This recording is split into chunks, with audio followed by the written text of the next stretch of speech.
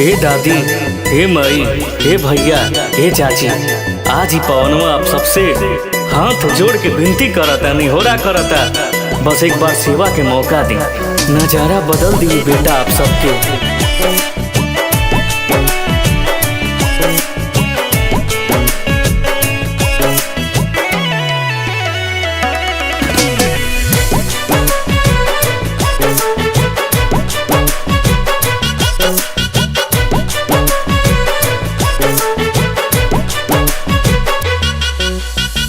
लाज तू बचाई है दादी माई, बाट निहोरा है बड़ा का भाई। ध्यान देवे के भाई चाची, ए माई, आप सबके ही बेटा है हम।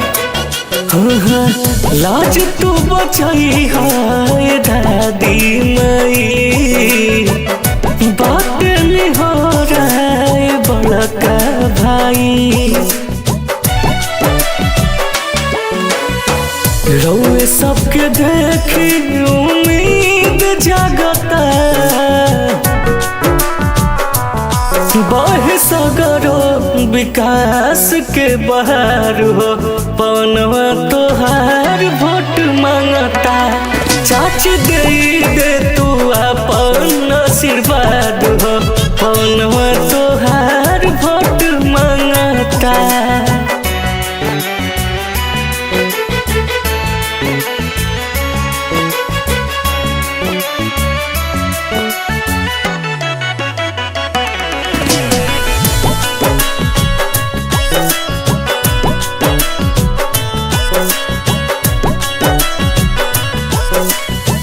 चमकी पूरा काराकार गौमा जवार हो, एक बार दी मौका वादा बहमर हो।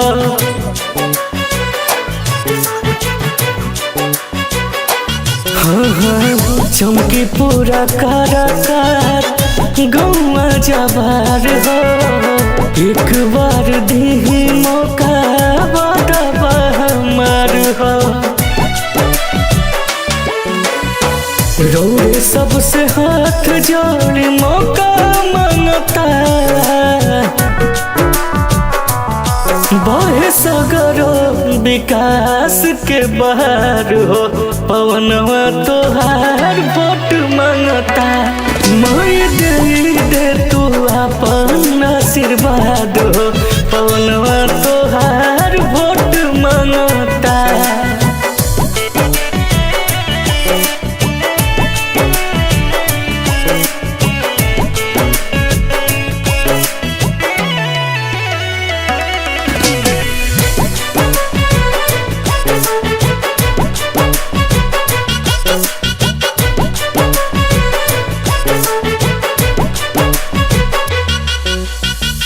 सेवा में खड़ा रही बेटावा तोहार हो, प्यार दे के जीत के ही झंडा दी गार हो।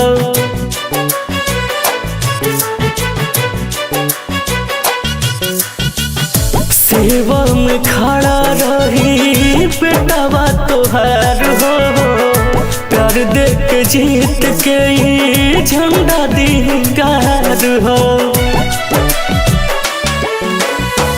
साजन बिना कहे विरोधी भागता,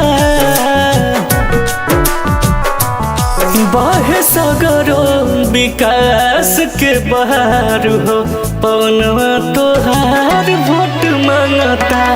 चाचा दे देता अपन आशीर्वाद